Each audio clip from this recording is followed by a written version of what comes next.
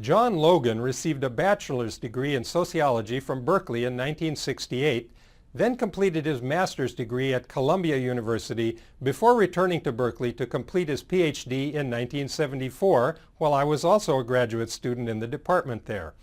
He spent his first few years after graduation teaching sociology at the State University of New York at Stony Brook, and then shifted to SUNY Albany, where he remained from 1980 until 2004.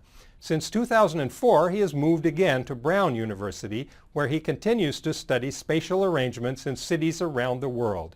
Shortly after he completed his PhD, he began a collaboration with Harvey Molotch related to their common interests in urban political economy. It took almost 10 years, though, before they published their first co-authored article, this article from 1984. Their collaboration continued, however, and in 1987 resulted in publication of the book Urban Fortunes, developing and extending the arguments from these two papers and other work in more detailed fashion. Urban Fortunes became a classic landmark study for the emerging field of urban political economy, and scholars have been reacting to it ever since. Crisis in mid-20th century U.S. cities caused by the buildup of problems from deconcentration and segregation also produced something like a crisis for social scientists studying urban settings.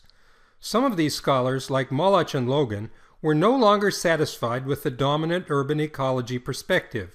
They saw urban forms as the outcome of competition between individuals and groups with different interests. The most well-known presentation of these ideas came in their book, Urban Fortunes, but this article covers many of the same ideas.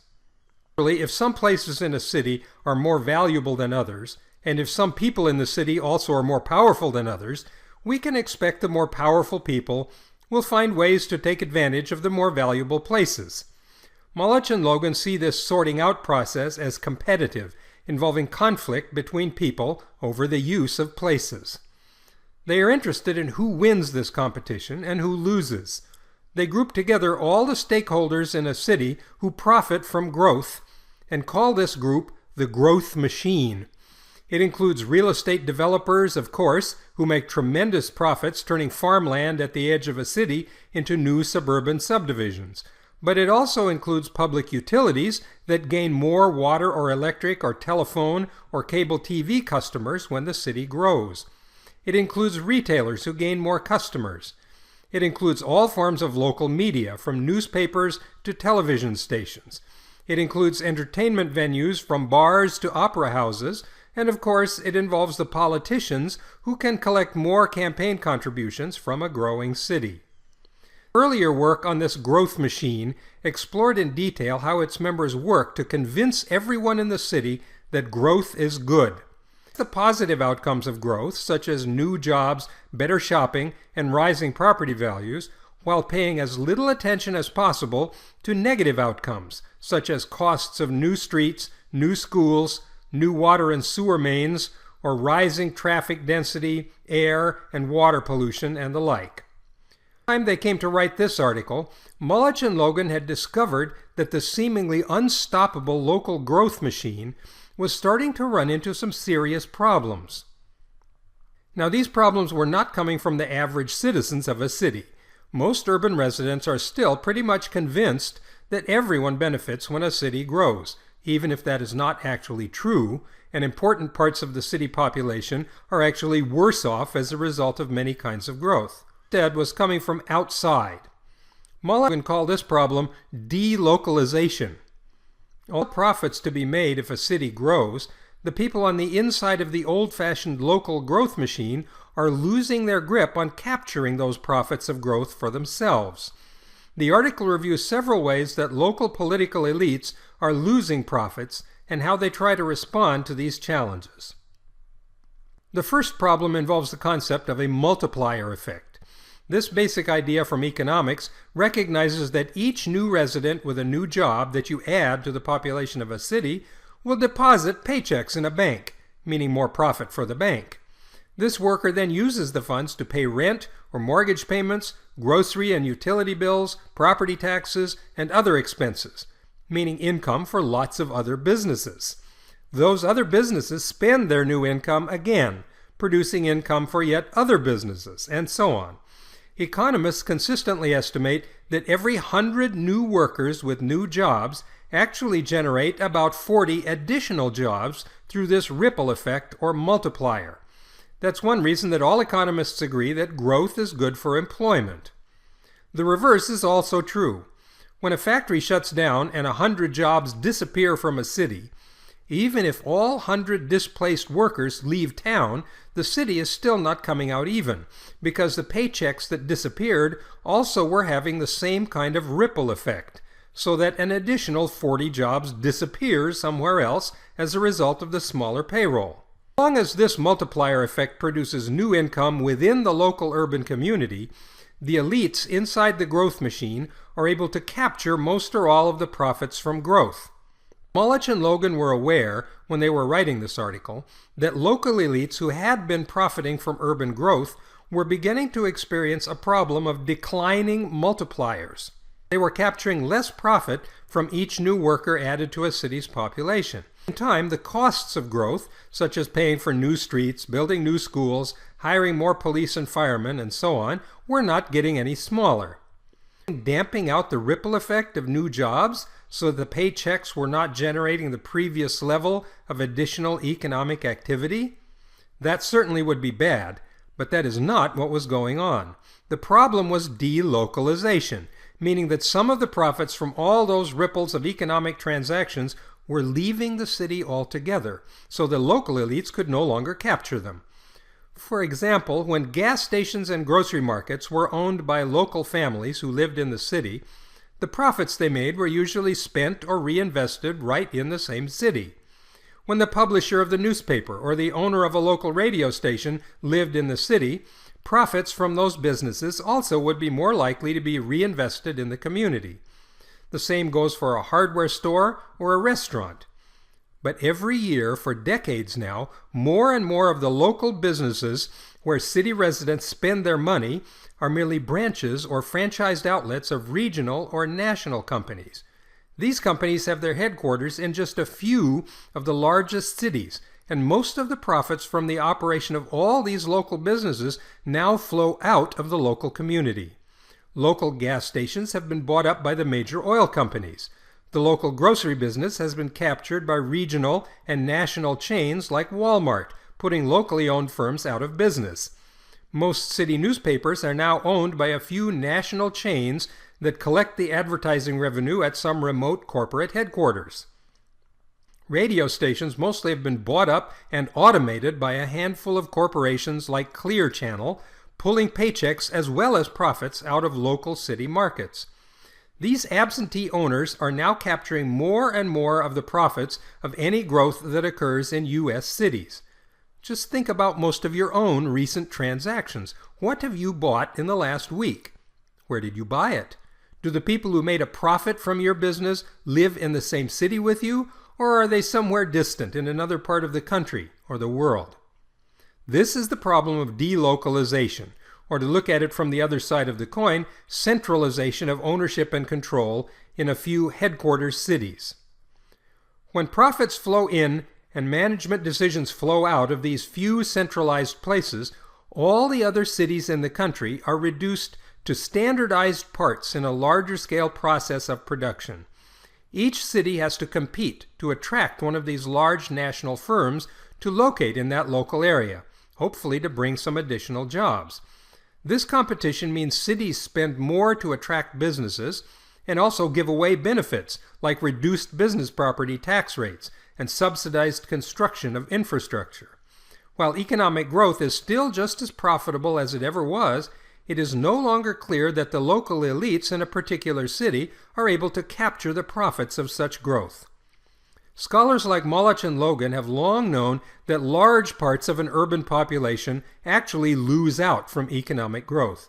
Residents of older neighborhoods must pay higher utility bills and property taxes to help subsidize the deconcentration and sprawl that produces profits for the elites in the growth machine.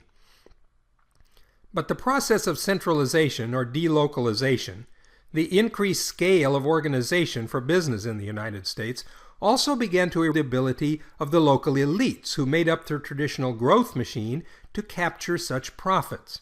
When a large corporation buys up a lot of the land on the outskirts of a city, and when other corporations make most of the profits from increased spending that goes with economic and population growth, it is no longer clear that even those local elites have a rational basis for thinking that growth and urban expansion are automatically good things for them. The example that Molotch and Logan explore concerns a disagreement about whether oil drilling rigs should be built in the Santa Barbara Channel directly off the California coast. The people in favor of these drilling platforms, of course, were the corporate officers of major international oil companies who wanted to ensure a steady, expanded supply of crude oil very close to their existing refineries in the San Francisco, Los Angeles, and San Diego metro areas. This drumbeat of corporate promotion for offshore oil drilling is just as loud and insistent today as it was 50 years ago when the Santa Barbara debate was in full swing. The promises now are the same as the promises then, classic examples of the positive spin on economic development presented by representatives of the growth machine. But none of the profits and few of the paychecks from this proposed drilling platform development were headed into the pockets of the local elites in Santa Barbara and other coastal California communities closest to the proposed locations. Many local businesses on the California coast make their money from tourism, especially beach tourism. Other local businesses depend on fish stocks in and around the offshore islands on the outer edge of the Santa Barbara Channel. And of course, real estate developers and landowners are selling property today just as they were several decades ago, based on ocean views and beach access. The fact that one of the few existing oil rigs in the channel actually blew out and released hundreds of thousands of gallons of crude oil at about the same time that the oil companies were putting on the full court press to build more drilling rigs also didn't help.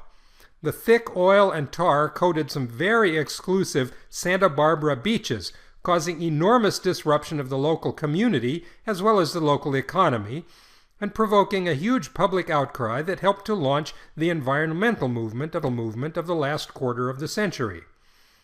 But if you drive along the Coast Highway through Santa Barbara today and north along the California coast, you will see platform after platform of oil drilling operations for many miles. In the end, the local elites whose interests were opposed to this form of growth and development lost out to the national corporate elites who saw profits to be made. These profits did not come back, for the most part, to the cities closest to the new economic operations, and the local growth machine didn't make any money out of the deal. In fact, the drag on property values and the threat of future oil spills may have had a serious negative effect on the local real estate industry for many years. But the message is clear. The local growth machine was no match for the national or even international growth machine when their interests did not coincide. The second example considered in the article shifts us inland from the California coast to the high and dry plains of Utah, Colorado, and other states just to the east of the Rocky Mountains. At the time that Molotch and Logan were writing, the United States was still very much in the middle of a nuclear arms race with the Soviet Union. The official doctrine of both countries was mutually assured destruction. If either country started a war, the other country was prepared to launch a counterstrike of nuclear missiles that would pretty much totally destroy the enemy's major cities, economy, and everything else in sight. Defense strategists were worried about a possible Soviet first strike, that is, a missile attack aimed not at our cities, but at our own missiles. If our missiles themselves were destroyed first, we wouldn't be able to shoot back. We would lose a war in about an hour. The MX missile system was proposed as a way to ensure that no first strike could knock out our missiles, by hiding the missiles on a network of railroad tracks hidden in underground tunnels. The missiles could be fired from any one of several different launching sites, like prairie dogs popping up from different openings into their dens. The program was also a potential source of massive guaranteed profits for major engineering and construction companies and other defense contractor corporations, so the national growth machine developed a strong interest in this proposal. But again, the local elites in leadership positions in these states and their major cities like Denver and Salt Lake City saw few pluses and lots of minuses in this plan. First of all, most of the construction contracts and other associated profits would be flowing to outside corporations like Bechtel and other defense contractors. There wasn't much on the table for the local elites to take as profits for themselves. Second, on the negative side, the project would eat up an enormous amount of land, even for these relatively empty states. The land would become a federal government military reservation and come off the property tax rolls of local jurisdictions, so they would lose money from that angle. This also angered a lot of cattlemen who would not be able to graze their cattle on the land over all those railroad tunnels with nuclear missiles in them. The project also promised to require a lot of the water that was already extremely scarce in that climatic zone, again angering the ranchers, as well as towns and cities that were already very careful about their water supplies. And finally, since this was in an era when the Defense Department still depended mostly on personnel in the armed forces to run the actual operation of the system, rather than on extremely profitable private contractors, there was little prospective boost to the local civilian labor force, and so not much of an economic ripple effect. This time, the local elites were able to resist the national defense contractors, in part because the Mormon Church came down on their side and opposed to the plan. The MX missile system was never built. The railroad tunnels under the high plains remained just a dream of defense contractors. So apparently it is possible for the local growth machine to resist growth in some cases where they see no profit in it for themselves. The third example reviewed by Molotch and Logan concerned a new nuclear power plant that Dow Chemical asked the local utility to build in Midland, Michigan. They needed more electricity for their huge factories, and they had the entire local growth machine solidly on their side. Dow was the largest local employer, and the prospect of additional cheap power would mean more jobs, more workers, more real estate deals, more property taxes, and everything that local elites enjoy so much. In addition, the national growth machine also liked this plan. Both General Electric Corporation and Bechtel would benefit from lucrative multi-year construction contracts, and then from contracts to run the actual power plant for the utility company. Dow itself was also an international as well as local player. You would think that this was a done deal as soon as the plans were drawn up. The Midland nuclear power plant was never built. Molotch and Logan place a lot of emphasis on the local anti-nuclear protest movement that energized many people in the local community. This was the end of the 1960s, after all, and the beginning of the 1970s, when the baby boomers had the colleges as well as the job market bursting at the seams, and a lot of them were running around loose causing trouble.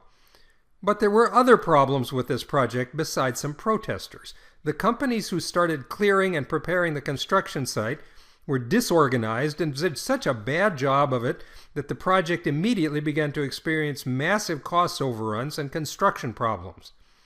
Then suddenly, while all the rest of this was going on, the reactor at 3 Mile Island had its famous nuclear accident and actually released some radiation into the local community. This incident sparked a renewed outcry by even more people who had joined the protests against the Midland plant, and in the end, it also was never built.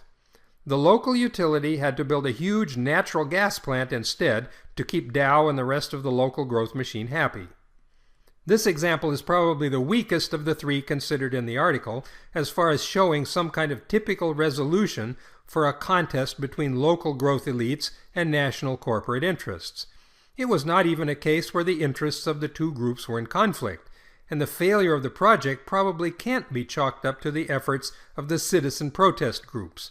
But Molotch and Logan have made their point anyway, that local growth machine leaders are no longer the undisputed kings of the political scene in American cities. A favorite example of local elites failing to get their way in the face of national corporate plans for economic growth comes from my time living in Columbia, South Carolina.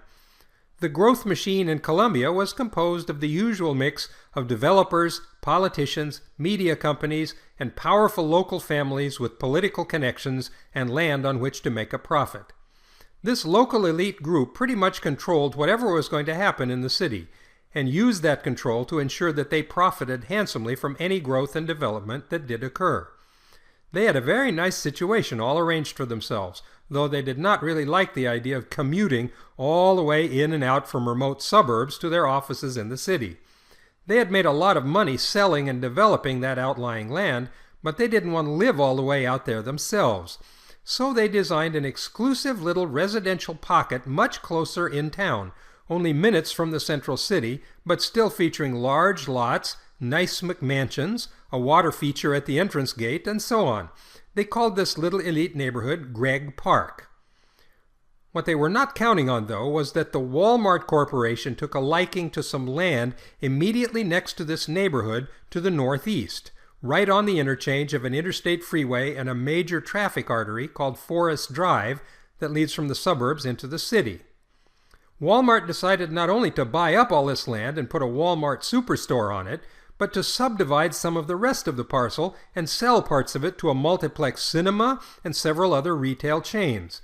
These businesses would back up directly against some of the most exclusive rear lots inside the Gregg Park development. Members of the local elite growth machine were outraged. They sued to stop the development on grounds that it would devalue their property, because the headlights of cars coming and going from the multiplex cinema all night, every night, would be shining in their backyards and through their windows. But in the end, they lost. Today, the Walmart and the cinema and all the other stores are crowded with customers. The national growth machine steamrollered the interests of the local growth elite just as they would any other local property owners or economic interests. Not only do the residents of Gregg Park have headlights in their back windows, but they didn't even capture any of the profits coming out of that large development right next to their houses. So what's an elite to do when faced with this erosion of their control over profits from local growth? Molotch and Logan review several strategies that the local growth machine might explore to try to keep the control of development and its profits within their grasp. First, since so many local businesses have been replaced by local branches of national or even international corporations, organizations that help to create solidarity and to coordinate the plans of the local growth machine, such as Rotary clubs, Kiwanis clubs, Lions clubs, and so on, can make stronger efforts to recruit the local managers representing these large corporations into their ranks. The manager of the local Costco big box store has lunch every week with local realtors, lawyers, builders, doctors, and other participants in the local growth machine. He or she will be more attuned to their ideas about the proper direction for the city to go, and perhaps even more sympathetic and willing to join in their plans and to go to bat for such local plans with distant superiors in the larger corporation. A second trend noted in the article is that some members of the local growth machine are attempting to identify and act on opportunities for new development before these distant corporations can get wind of them and invade the local machine's territory. DeVoe Moore of Tallahassee, Florida, saw the city expanding and worked as hard as he could to get hold of land around the edges of the city as early as possible. He began building houses and neighborhoods on them, eventually branching out into commercial spaces and other types of development. As a leading participant in the local growth machine, he grew so rich that he was able to become one of the most generous benefactors of Florida State University, donating money for buildings, conference rooms, scholarships, and research centers. But in the end, even a local entrepreneur with such a successful record is no match for the big dogs on the national corporate scene and can't hope to compete with them once they get into the game. In contrast to the subdivision by subdivision approach of such local entrepreneurs, we might consider the development plans of the St. Joe Company, which started out with paper mills but became the largest landowner in North Florida. At this writing, having just arranged to build a large new international airport between Pensacola and Panama City on the northwest Florida coast, they're planning a huge new development called the Bay-Walton Plan because it covers large parts of both Bay and Walton counties. They're planning 5 or 6 locations for what they call new town centers, with additional residential and other types of mixed-use development planned for all the spaces in between these new town centers. In effect, they've drawn up blueprints for a whole new city, and they will capture all the different kinds of profits that come from these different types of development, called synergistic rents in the article. This is not a local growth machine, it is a regional or even national level growth machine. It may spawn some smaller local growth machines of interested elites within these planned communities, but only to the extent that the interests of such groups fit into the plans of the controlling corporation. The real profits of the entire massive development are going straight to corporate headquarters.